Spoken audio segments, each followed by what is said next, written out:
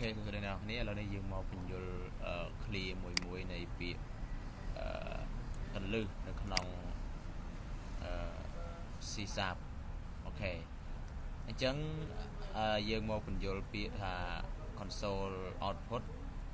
and coding system tech វាបើន័យខ្មែរវាកំណត់ឲ្យ console អាចបង្ហាញអក្សរបានគ្រប់ប្រភេទជាពិសេសហ្នឹងវាគឺ UTF-8 ចំពោះ console visible ហ្នឹងគឺស្មើនឹង false វាមានន័យថាវាលាក់សញ្ញាព្រួញ console ដែលតែងតែភ្លឺផ្លែតលើអេក្រង់ដើម្បីឲ្យមើលឃើញទៅស្អាតហើយ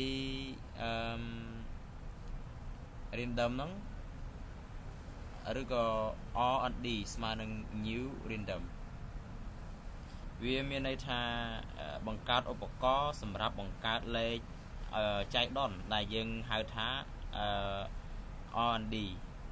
អូខេចំពោះ while ឬក៏ true ហ្នឹងគឺមានន័យថាបង្កើត loop មួយដែលតែងតែរត់មិនឈប់រហូតដល់អ្នកបិទកម្មវិធី integer day 1ស្មើនឹង1ស្មើនឹង day 2ស្មើនឹង day រហូតដល់ day 3ហ្នឹងគឺវាប្រកាសតម្លៃអថេសម្រាប់ទុកដាក់លេខលោកលក្ខទាំង3ឬគ្រប់លោកលក្ខទាំង3គ្រាប់ console clear នេះមានន័យថា console clear ពាក្យ console clear ហ្នឹងវាមានន័យថា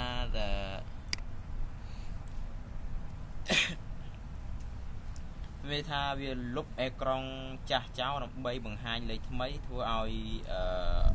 វាហាក់ដូចជាវាមានចលនាអញ្ចឹងអូខេហើយចំពោះ console ខាងក្រោមនេះគឺវាមានន័យថាវាបដូរពណ៌អក្សរឲ្យទៅជាពណ៌ខៀវខ្ចីហ្នឹងឲ្យជាពណ៌ខៀវខ្ចីចំពោះពាក្យ bool rolling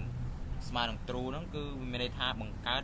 អថេសម្រាប់គ្រប់គ្រងដំណាក់ការបង្វិលហើយ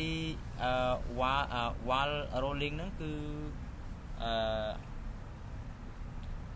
វាជាលុបមួយខាងក្នុងសម្រាប់ធ្វើចលនាបង្វិលលេខដូចជា day 1ស្មើនឹង R&D ចុច next ហើយវាបង្កើតលេខចៃដន្យពីលេខ1រហូតដល់លេខ6ដាក់ក្នុងអថេ day 1ដូចគ្នានឹង day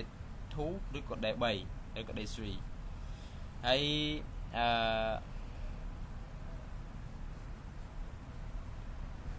ើយconsole